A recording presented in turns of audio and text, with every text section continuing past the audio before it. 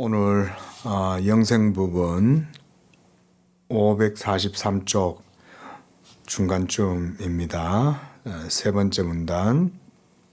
자, 천상에서나 지상에서나 마지막 일침을 가하게 되어 완전한 승리를 성취하게 되는 그 미래를 향한 열망이 존재한다. 미래를 향한 열망이니까 당연히 미래에 되어질 일을 기다린다는 말이잖아요. 그러면 기다리고 있을 때 현재 아직의 상태는 어떤 상태입니까? 여전히 죄의 몸이 우리 안에서 역사하고 있고, 그래서 성령의 법을 거스르려고 하고 있고, 이렇게 함으로써 늘 육체의 소욕과 성령의 소욕이 우리 안에서 싸우고 있는, 그래서 우리의 몸이 아직은 완전한 그 구원의 상태에 도달하지 못한 그런 상황에 있는 거죠. 그래서 고문단 제일 끝에 보면 마라나타 그랬습니다. 주 예수여 오소서, 속히 오소서. 이렇게 참된 믿음의 성도들은 이렇게 외친다 그랬습니다. 그 밑에 이뿐만 아니라 그리스도 자신이 자신의 임하심, 우리가 이걸 파루시아다 그랬죠. 이 파루시아를 준비하시고, 그래서 지상과 천상에서 그 임하심을 준비한다. 암행어사 줄두여, 우리 옛날에 뭡니까? 춘향전 할 때 이도령이 서울 가가지고 이제 과거 급제, 장원 급제 해가지고 이제 이렇게 마패를 들고 오는 거죠, 그죠? 춘향이 그래 따지면 이제 교회를 구하러 오시는 거죠, 그죠? 그래서 그 오심을 지금 준비하고 있는 거죠. 아버지의 집에서 그리스도는 그 백성들의 처소를 예비하시고, 그가 그 집을 예비하시면 다시 와서 그 백성들을 자신에게 인도하여 그가 계신 곳에 그들도 역시 있게 하실 것이다. 그리고 지상에서 그리스도는 모든 택한 자들을 모으고 모든 그의 원수들을 정복하실 때까지 교회 안에서 그의 은혜로, 그리고 세상에서는 그의 권세로 통치하신다. 그리스도는 쉬지 아니하시고 항상 역사하시며 그의 역사 안에서 이 사실을 역시 다음처럼 표현하셨다. 보라, 내가 속히 오리니 내게 줄 상이 네게 있어 각 사람에게 그의 일한 대로 갚아주리라. 요한계시록 22장 12절에서 20절까지. 자, 이런 상태가 지금 already not yet의 상태다. 그러니까 이미 하나님의 나라가 우리 가운데 이루어져 있음에도 불구하고 아직 우리의 완전한 구속은 드러나지 않았죠. 이 완전한 구속의 상태가 드러나게 될 때 모든 죄와 모든 거짓된 선지자들이나 모든 악한 일을 향한 우상 숭배자들과 하나님을 믿지 않았던 모든 자들, 또 사탄, 최후의 사망까지도 그리스도의 그 승리에 다 사라지고 그리스도 그 자신의 완전한 몸이 이제 드러나게 되는 거죠. 그 그리스도의 몸은 하늘에도 있고 땅에도 있어요. 땅에는 지상의 교회죠. 천상의 교회도 마찬가지죠. 그 둘이 이제 하나가 딱 통일이 되는 거죠. 그리스도 안에서. 그러면 이제 하늘에서나 땅에서나 이제는 차이 없이 완전한 그리스도의 몸이 드러나게 되겠죠. 자, 이런 상태가 그때가 되면 되는 거예요. 그러면 모든 죄가 사망이 다 사라지는 거예요. 죄가 없으니 당연히 사망도 없는 거죠, 그렇죠? 사망이 제거된다는 말은 더 이상 죽음이 사람들 위해서 왕노릇 못하는 거죠. 자, 그 밑에 줄 보겠습니다. 예수의 승천과 재림 사이에 개입되는 세계의 역사는 그리스도의 계속적인 파루시아, 임하심이요, 지상교회의 점진적인 성장이고 또 그 원수들의 계속적인 복종이다. 원어적 의미로 봐도 아마 크게 다르진 않을 거예요. 지금 바빙크의 이 표현이. 저는 그래서 김영규 교수님이 번역한 이 번역본은 저는 괜찮다고 생각해요. 크게 문제가 없어요. 오히려 김영규 교수님 특유의 신학적 사유도 묻어나기 때문에 저는 도리어 좋다고 생각해요. 제가 이제 다른 출판사에서 번역되어 좀 번역도 보긴 봤지만은 그거는 조금 감이 조금 떨어져요. 제 개인적으로는 그래요. 저한테는. 물론 다른 분들은 안 그러실 수도 있습니다. 예. 좋은 걸 보시면 돼요. 좋은 걸 보시면 되는데 그런 거 있잖아요. 예. 청송사과 맛이 다르고 또 다른 지역 사과 맛이 다르죠. 예. 그런 차이랄까? 예. 저는 그래서 이 김영규 교수님을 이제 김영규 교수님에 대해서는 이제 예전에부터 이제 신대원 때 우리는 이제 알고 있었으니까. 근데 이제 그분 어투가 이 바빙크의 신학 사유나 어떤 그런 사상들을 저는 더 잘 드러낸다. 개인적으로는 그렇게 봅니다. 자, 조금 논지를 벗어난 건데 어쨌든 승천과 재림, 예수님은 승천하셨고 다시 오시잖아요. 그럼 그 사이에 중간기가 있죠.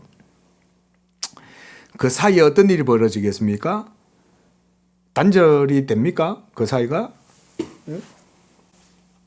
자, 예수님이 승천하신 거예요. 자, 승천하셨고 다시 오시는 재림이 있어요. 자, 요 사이의 기간이죠. 자, 이 사이의 기간은 단절이 없죠. 단절이 없고 계속해서 지속되죠. 주님 오시는 그때까지.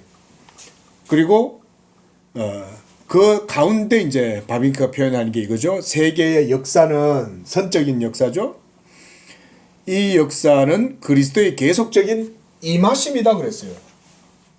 계속적인 임하심이라는 거예요. 계속적인 임하심이란 말은 자, 표현해 보면 한번 그림으로 한번 그려봅시다. 이미지를 한번 그려봅시다.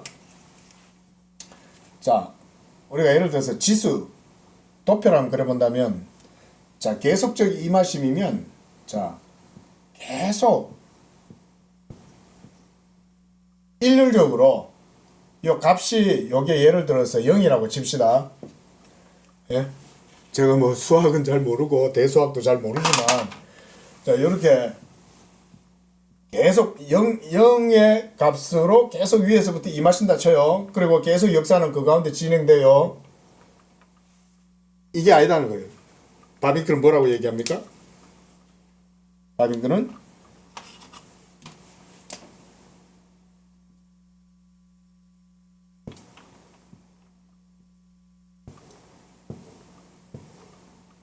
계속 이거 얘기죠. 그러니까 그리스도의 임하심은 여기서 보면 여기에서는 번역을 계속적인 임하심이 점진적인 성장이다 그랬죠. 그러니까 점점 더 올라가는 거예요. 제가 지금 밑으로 그려서 그런데 자, 어쨌든 값이 0이다 치면 1, 2, 3, 4 이렇게 되는 거죠. 쭉 가는 거죠. 역사의 과정 속에. 그러면 이 앞에서 보면 어떤 형태일까요? 자, 우리가 저번에 한번 스크루 이 볼텍스 그죠? 볼텍스 형태로 도는 거예요. 이게 바빙크 같은 신학자들은 이제 이 하나님의 말씀의 역동적인 역사를 일으키기 위해 이 도는 거예요. 역사 속에서 운동을 하는 거예요. 이 돈다는 건 이제 운동한다는 의미예요. 운동한다. 운동을 하는데 한 걸 계속 0의 값으로 계속 이렇게 반복이 되는 게 아니라 점진적으로 계속 자라나는 거예요. 커지는 거예요. 그럼 이제 예를 들어서 우리가 3D로 해갖고 요 앞에서 보면 어떻게 되겠어요? 앞에서 보면 위에서 보면 어떻게 될까요? 바빙크 같은 경우는 이렇게 봐요. 이렇게 바빙크는 실제로는 이걸 어떻게 하냐면 요걸 요렇게 틀어보세요. 그러면 위에서 본다 치면 이렇게 되겠죠? 처음에 여기가 0이에요. 그러면 이제 이렇게 되겠죠?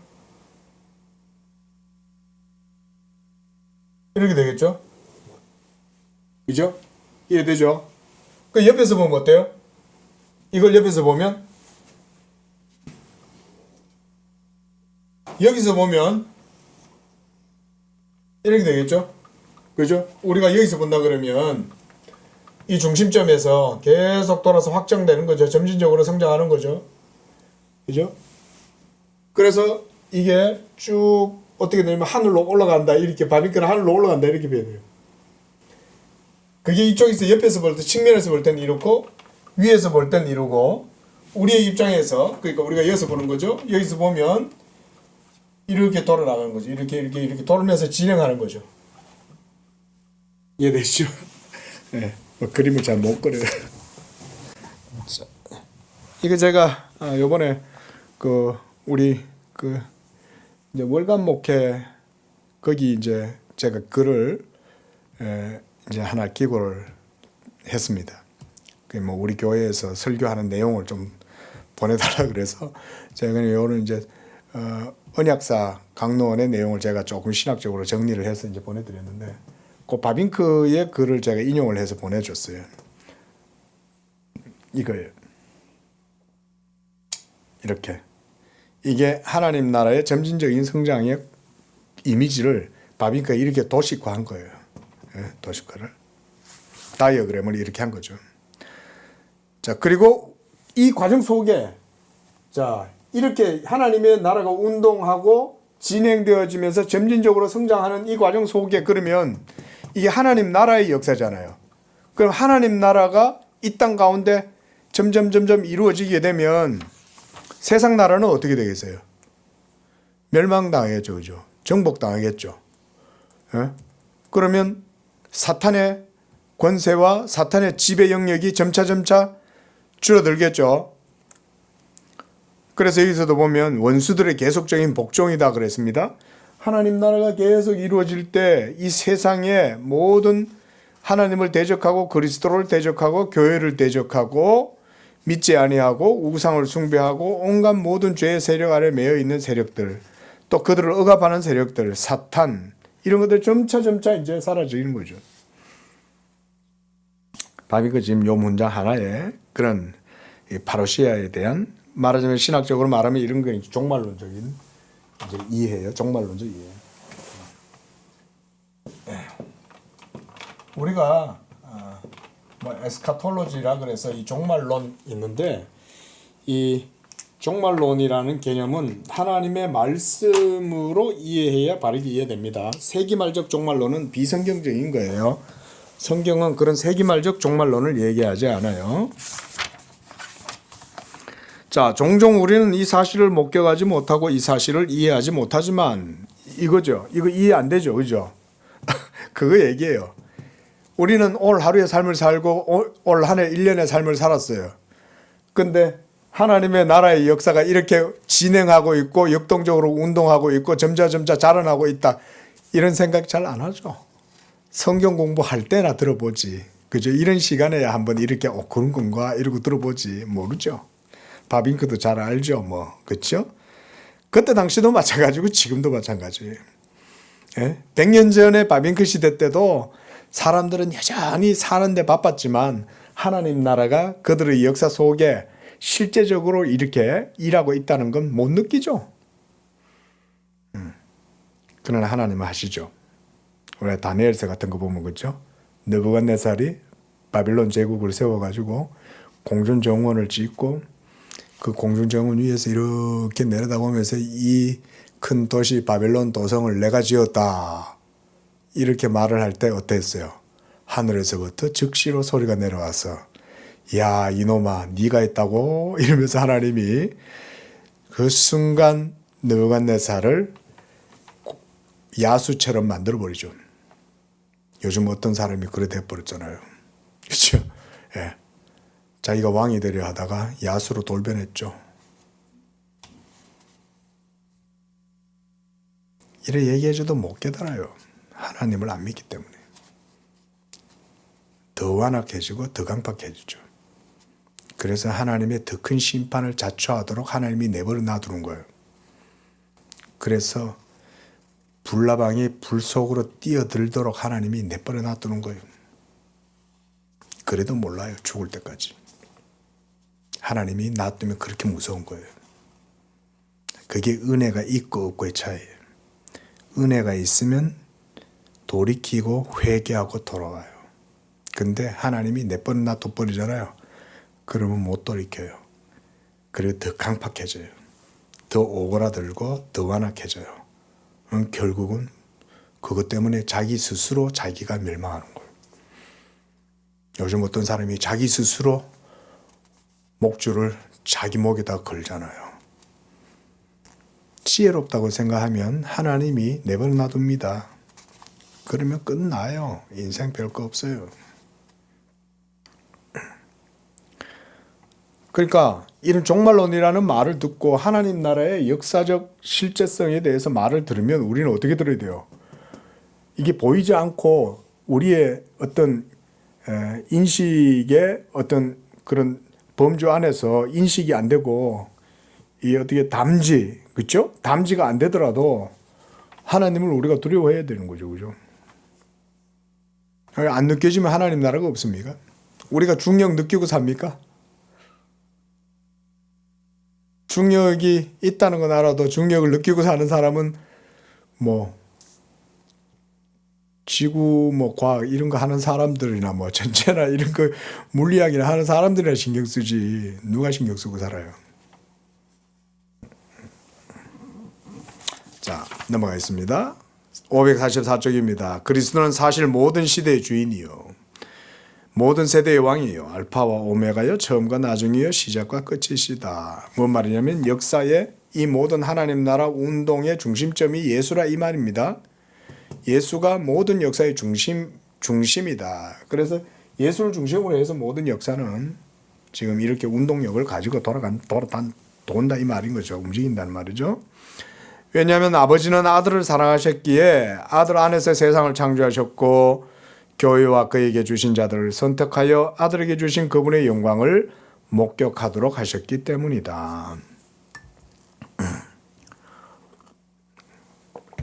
그래서 그 다음 줄도 보세요. 이렇게 얘기하죠.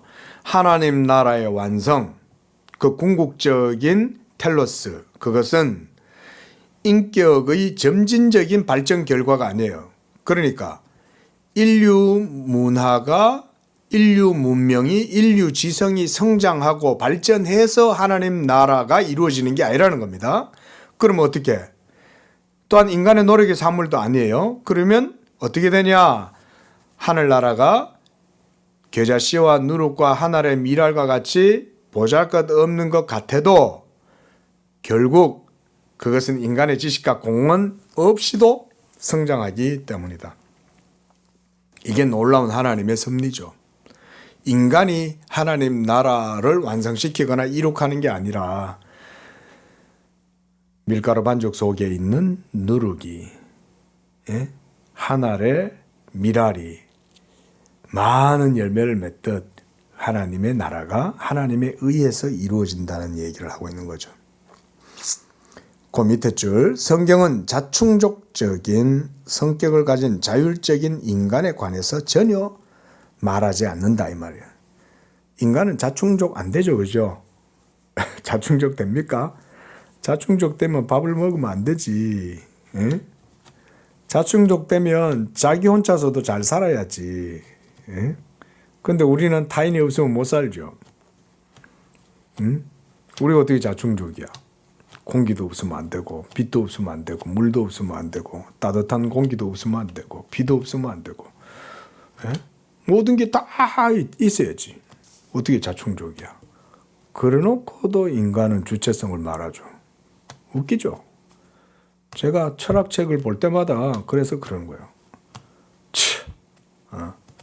인간의 주체성을 말한다는 것 자체가 얼마나 어불성설인데 아니 그 간단한 진리로 주체성을 강조하는 철학자들은 모르는 거예요. 그게 우리가 그 정도밖에 안 되는 거예요. 아니 당장 물 없이는 3일도 못 살면서 주체성을 말하는 거예요? 그게 무슨 주체성이에요? 알량한 자존심이 주체성이지. 나는 나야! 그 정도 소리 내는 것, 그 정도가 주체성이지. 그것도 밥 한 열을 못 먹으면 나는 나야 말도 못하지.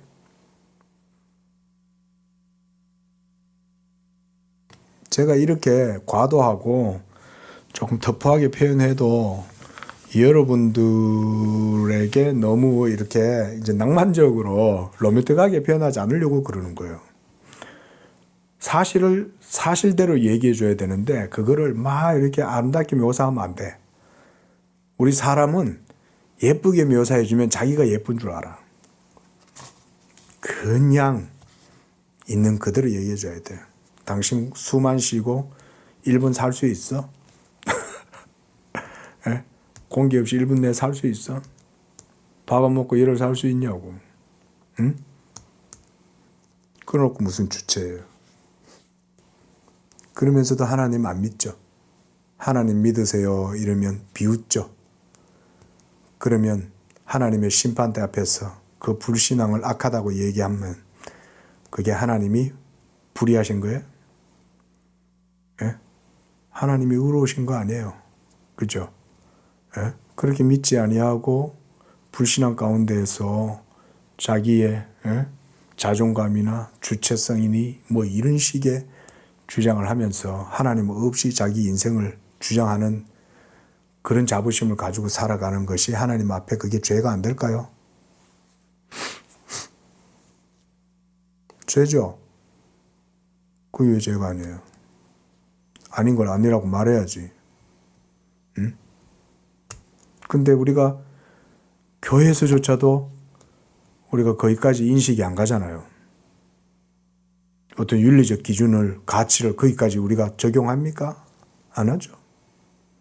교회에서도 다 사람을 대할 때 인본주의적으로 대하죠.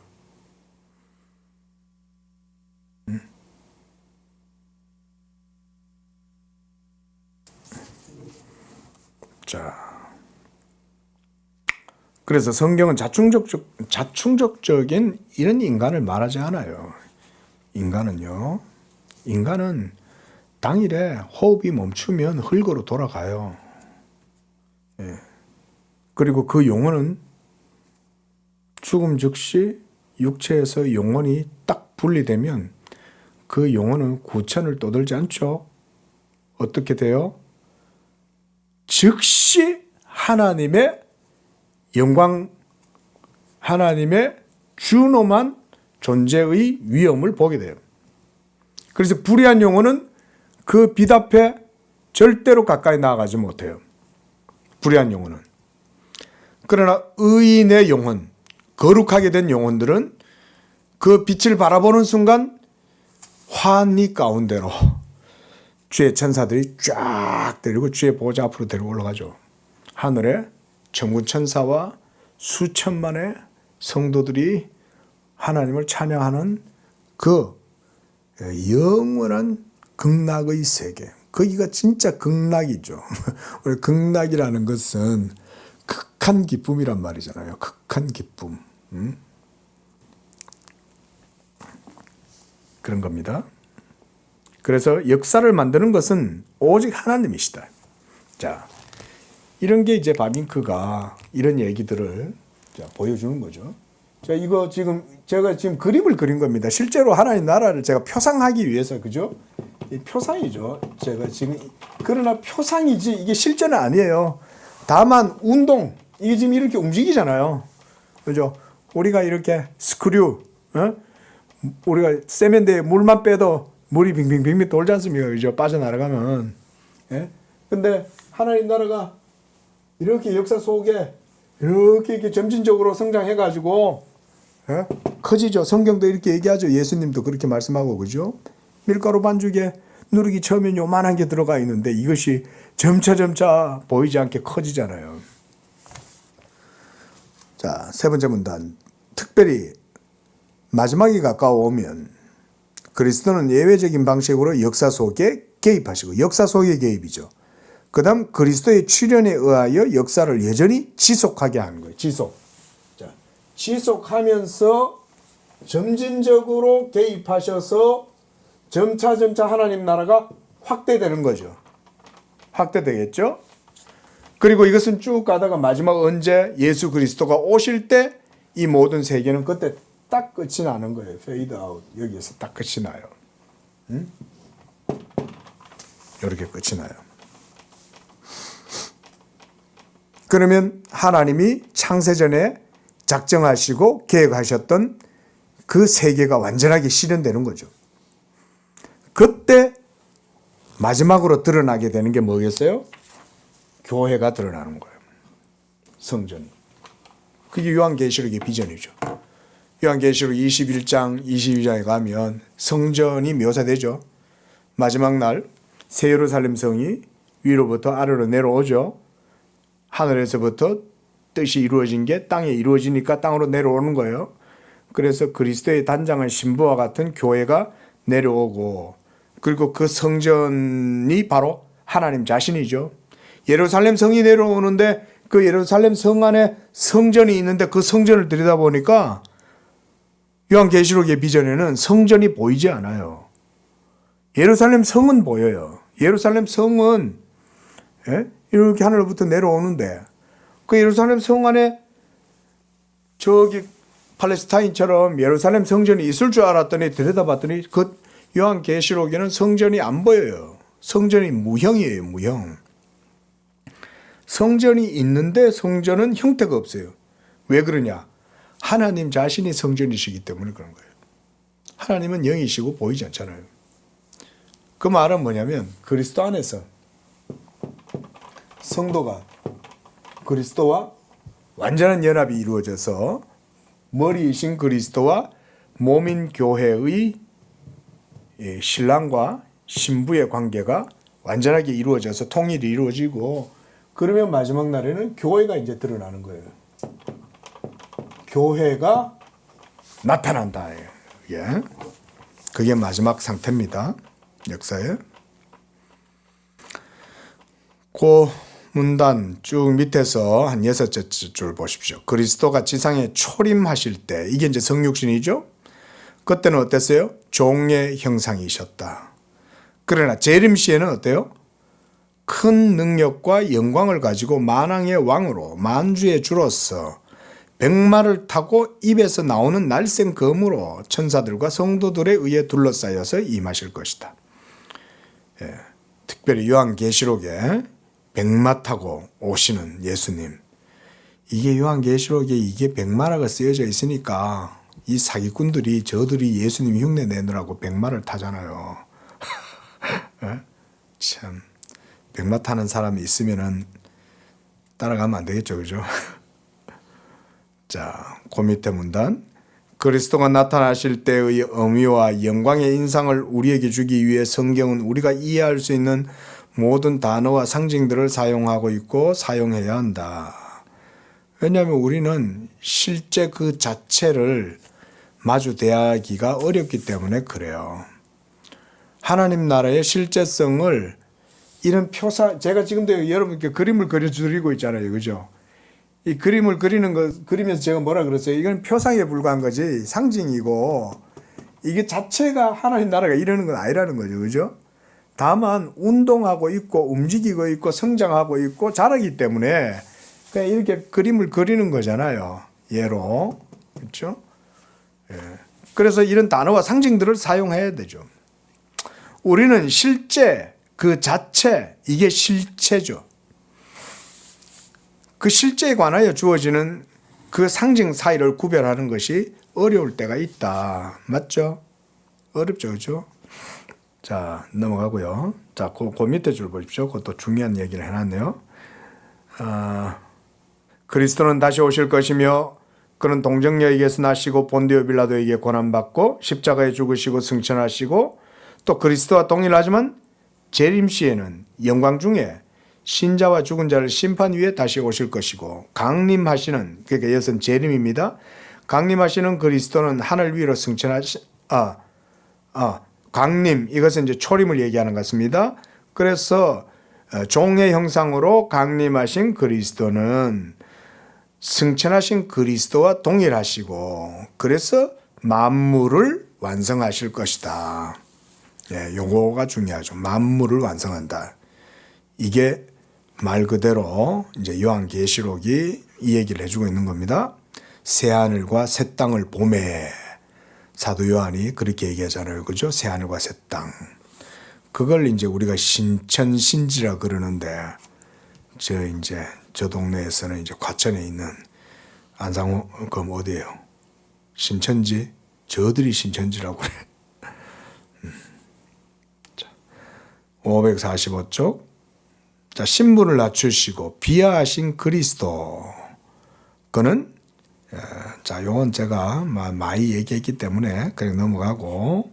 자, 그래서 그 밑에 고문단 밑에 넷째 줄 또한 영원부터 교회를 사랑하시고 영원부터 교회를 사랑하신 거예요. 이게 이제 이 교회가 만물의 마지막 상태에 가면 추상적 형태가 아니라 구체적이고 실제적인 형태로 이제 드러납니다.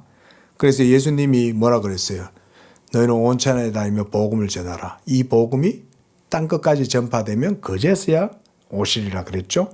그러면 땅끝까지 복음이 전파되면 어떤 결과가 나옵니까? 교회가 구체적이고 실제적으로 역사 속에 드러나게 되겠죠. 그렇죠? 맞죠? 복음이 전해지기 전에는 교회가 안 드러났어요.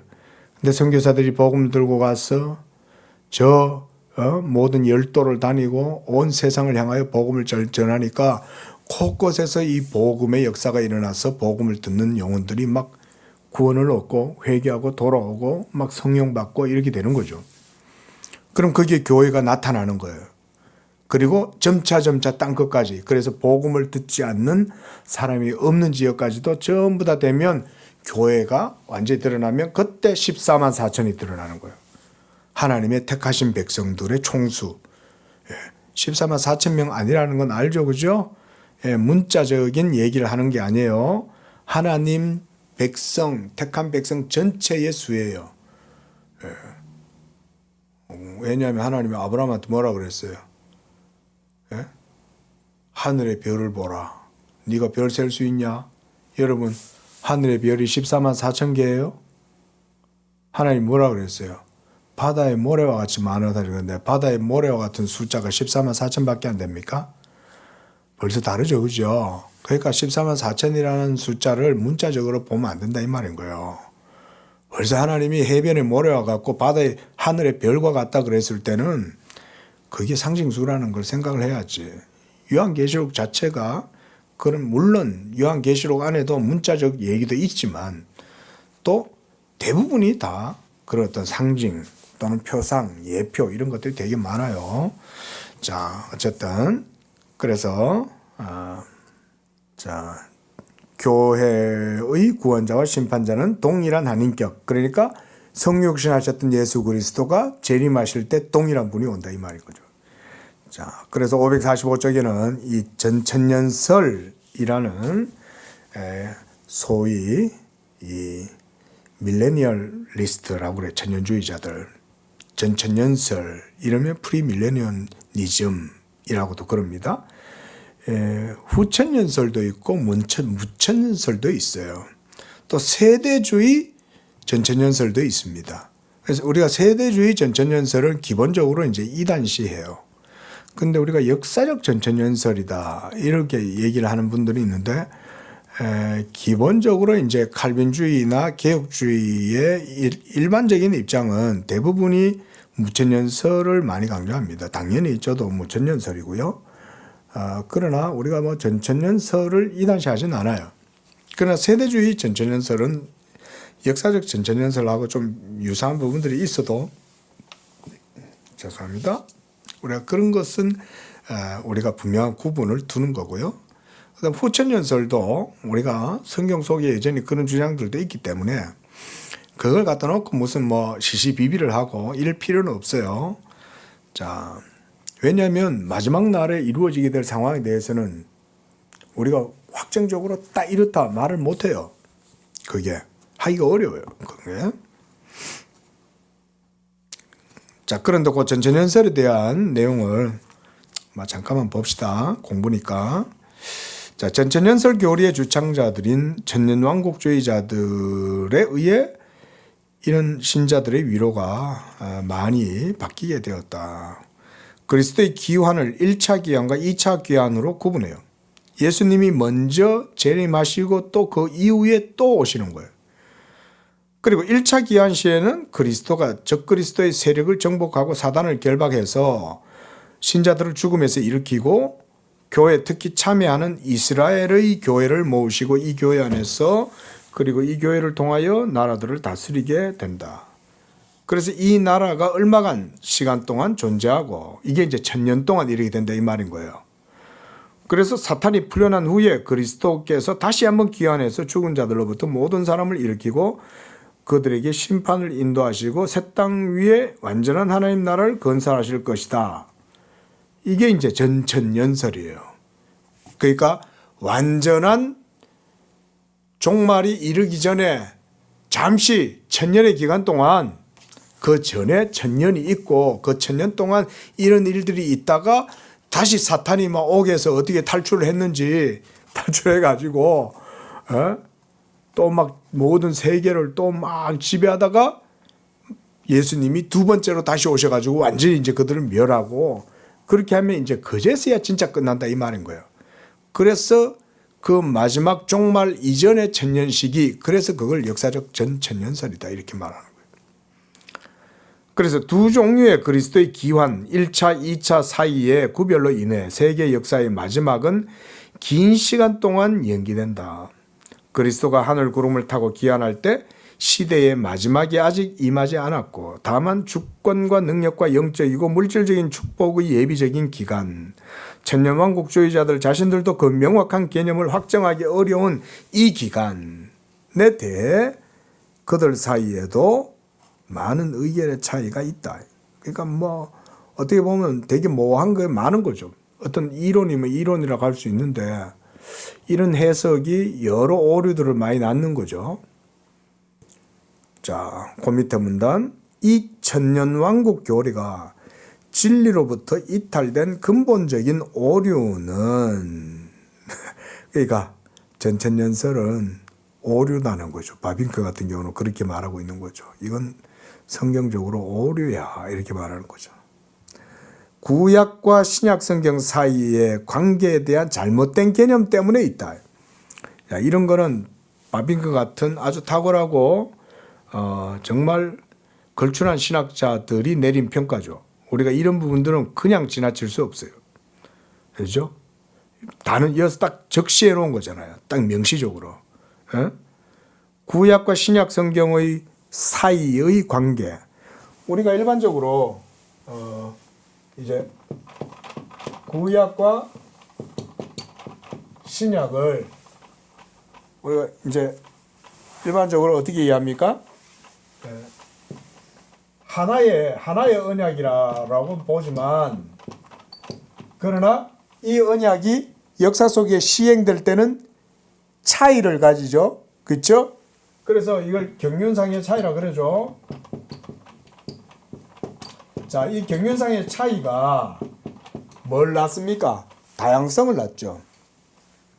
그런데 이 다양성이 있다 할지라도 이것이 경륜상 시행상의 차이다 이렇게도 말하죠. 시행상. 구약 시대 때에 있었던 그 모든 역사 속에 있었던 내용들이 이제는 신약의 시대에 이르러 가지고 이제 새 언약으로 이제 변환이 되죠. 새 언약으로 변환될 때 이 다양성이 있지만 결국은 통일성을 가지죠. 그렇죠? 그래서 우리가 언약의 통일성이라는 말을 하고 또 구약이 신약으로 연결되어진다는 의미에서 연속성이라는 말도 합니다. 다양성이 있지만 그 다양성은 또한 통일성 가운데에서 하나가 되고 그러면서도 시간 역사 속에서 구약과 신약이 단절되는 게 아니라 연속적인 그런 컨티뉴티가 계속적으로 이루어진다 이런 얘기죠. 자, 이런 부분들을 성경을 잘 이해를 해야 됩니다. 그러니까 어떻게 좀 쉽게 얘기해 보면 성경의 맥을 잘 잡아야 된다 이 말인 거죠. 맥을. 예? 그래서 통일성이 있다는 것도 이해해야 되고 그 안에 차이로 말미암는 다양성이 있다는 것도 이해를 해야 돼요. 그러면 통일성과 다양성 이 두 가지가 다 그 속에서 온전함을 이루어지게 하는 바로 그게 뭘까요? 요게 이제 핵심이겠죠. 그렇죠? 통일성이 있는데 다양성도 있고, 다양성이 있어서 차이는 있지만 또한 서로 간에 떨어지지 않는 연속성 가운데 결국 통일된 하나의 언약이 있고, 그렇게 이해할 때 과연 그 매개체, 차이를 일으키고 하나가 되게 하고 통일성을 부여하는 그 매개체, 그게 뭘까? 그렇죠? 그거를 이제 성경을 통해서 우리가 잘 해야 되겠죠? 그러면서 바빙컨이 이제 그 다음부터 아브라함 언약에 대해서 얘기합니다. 자, 아브라함과 그의 후손을 택하신 것은 미래 어느 날 완성된 하나님 나라에서 이스라엘 민족을 만방의 머리로 삼으려는 목적 때문이 아니라 아브라함의 진정한 후손이신 그리스도 안에서 땅의 모든 족속에게 복을 주시기 위함이었다.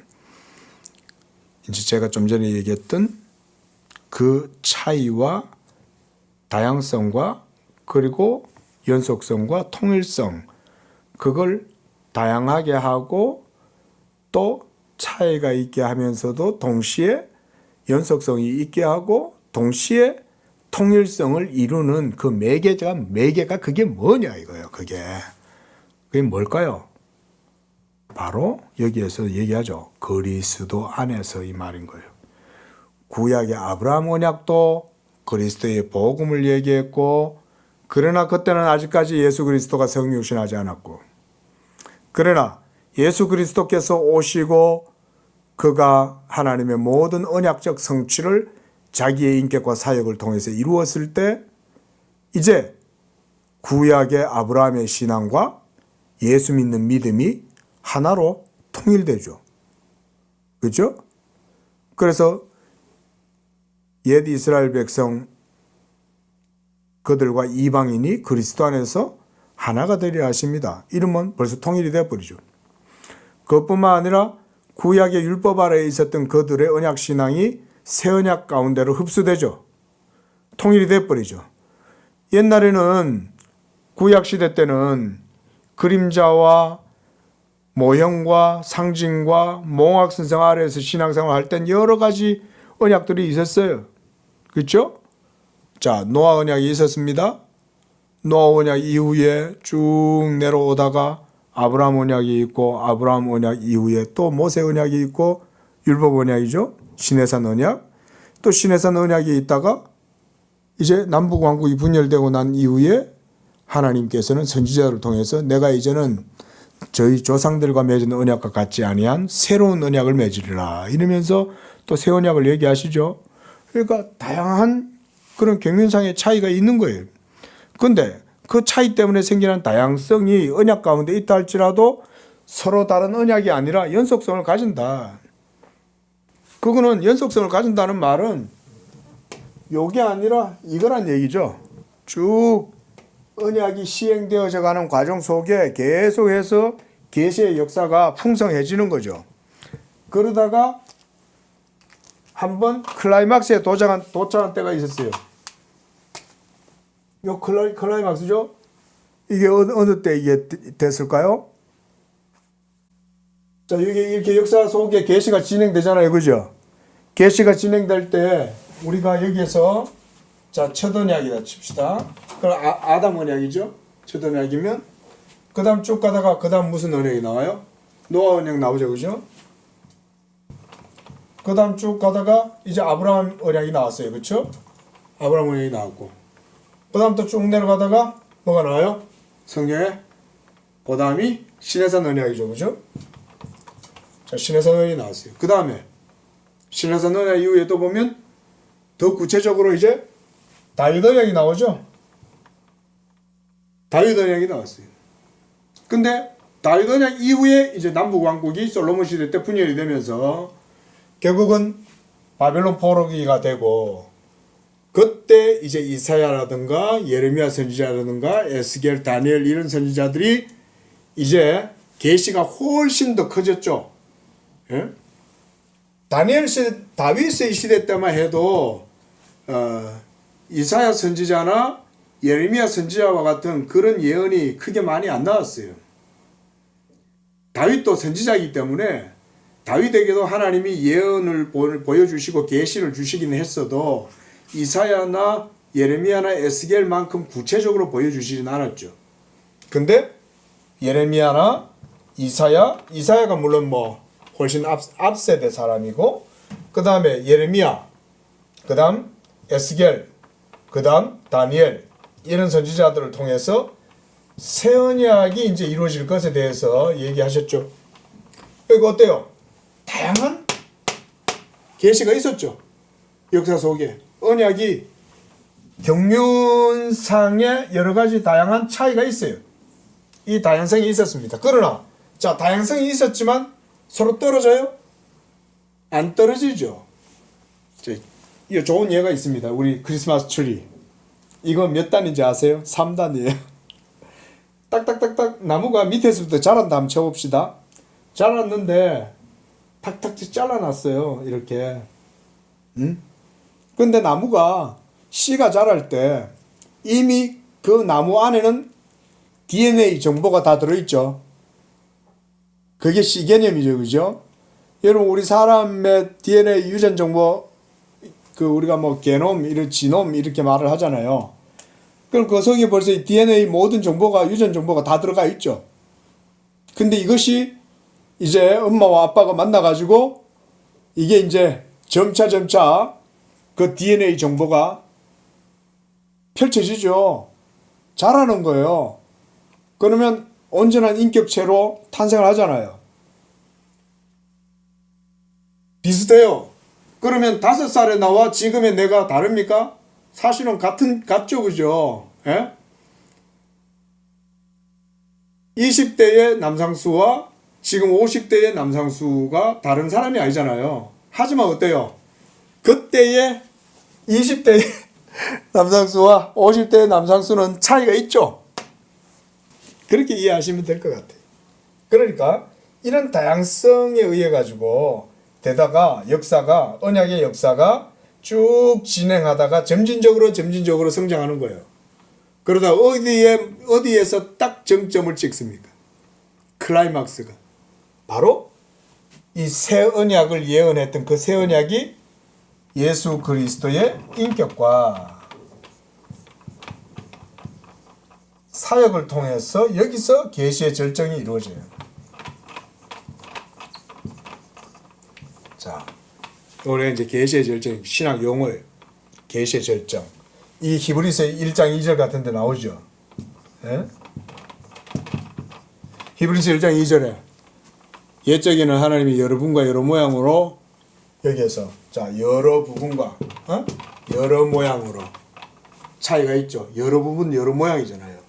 노아 언약의 모양, 아브라함 언약의 모양, 시내산 율법 언약의 모양, 다윗의 모양, 뭐 이런 식으로 보이다가 이제는 이 모든 날 마지막에 그랬어요.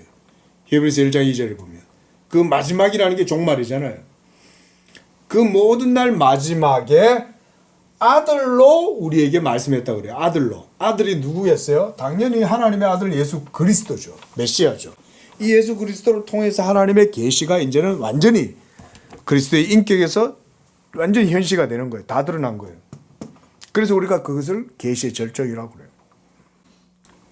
그리고 그때 이루어졌던 종말이 지금까지 계속해서 이렇게 더 역사 속에 지금 2000년 기간 동안 계속 임하고 있다. 바빌가 아까 말했죠? 계속 파루시아다 임하고 있다. 그래서 이때 승천하셨죠, 예수님이. 자, 요때 이제 예수님이 33년 동안의 공생애를 지내시다가 여기서 승천하셨고, 여기서 이제 초림과, 그렇죠? 초림과 그다음 승천. 아직은 재림은 이루어지지 않았어요, 그죠? 그러나 그리스도의 나라는 지금도 계속 오고 있다. 계속해서 지금 이게 이제 우리가 파루시아 개념이에요. 파루시아 개념. 자, 그래서 요렇게 이루어지는 것이 지금 이게 이제 여기가 우리 시대라 생각합시다. 지금 이게 이제 2000년. 예? 여기가 종교개혁이 이루어졌어요. 예? 종교개혁이 이루어졌고, 그러고 나서 또 벌써 지금 이제 500년이 훨씬 지났죠. 벌써 이 시기가 된 거예요. 지금 이렇게 역사가 쭉 되어져 가고, 예수님은 아직 언제 오실지 우리가 알지 못하지만 복음은 지금 현재 대부분 전 세계에 지금 다 거의 다 전파되어 가죠. 그렇게 볼 때는 이제 그때가 되면 예수님이 오리라 그랬거든요. 그러나 그 마지막 때가 언젠지는 모르지만 날은 특정할 수는 없어요. 날을 특정할 수 없지만 그래도 예수님이 너희가 천지의 기상은 분별하면서 어찌 이런 것은 분간을 못하냐 그러잖아요. 지금 온 세계가 전쟁과 재난과 질병과 이런 것들이 마치 요한계시록에서 나오는 진노의 대접이 하나님이 대접을 하나하나 막 여시잖아요. 메르스, 사스, 코로나 막 이런 것들이 막 전염병이 온 세계에 막 퍼져가지고 사람들이 그걸로 죽고 전쟁으로 막 천재지변으로 얼마나 지금도 많이 일어나고 있습니까? 그게 하나님 나라가 계속 임하는 과정 속에 일어나는 현상이에요.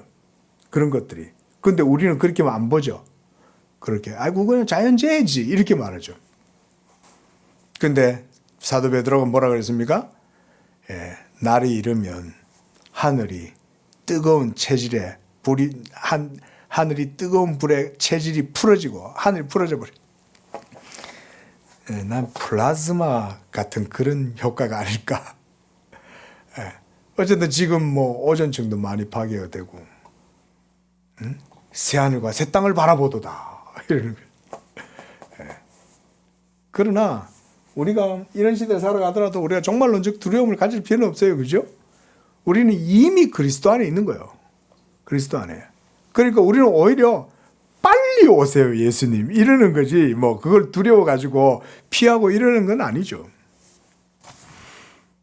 자, 그래서 그 제일 밑에 문단.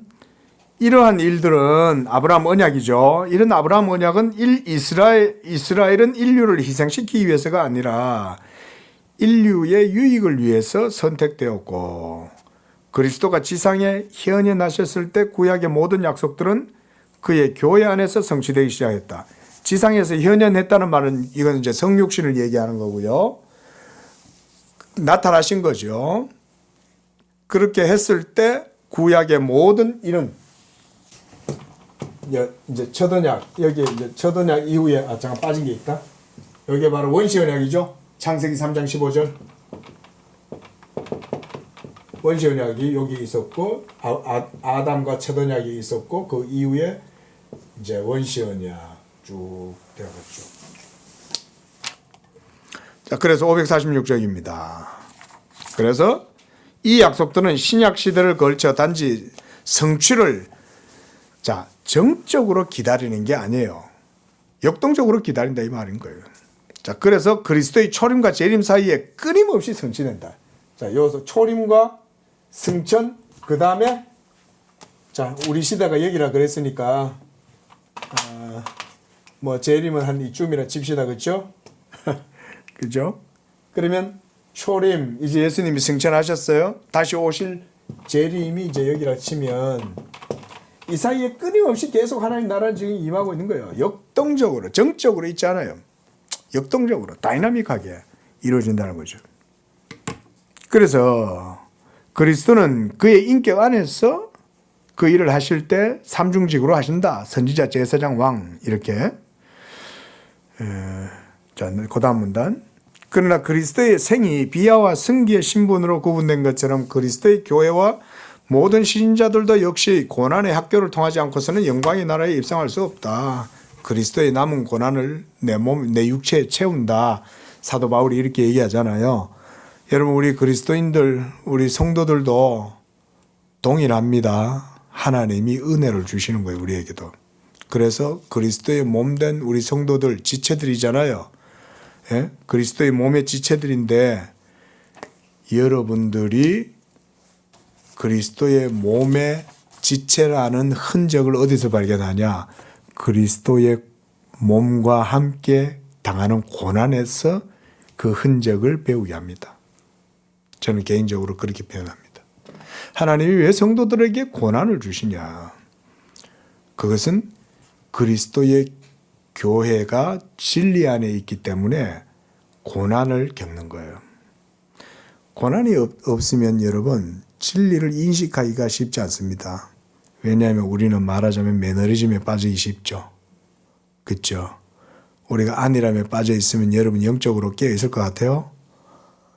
안 됩니다, 여러분. 우리는요 흔들어줘야 돼요.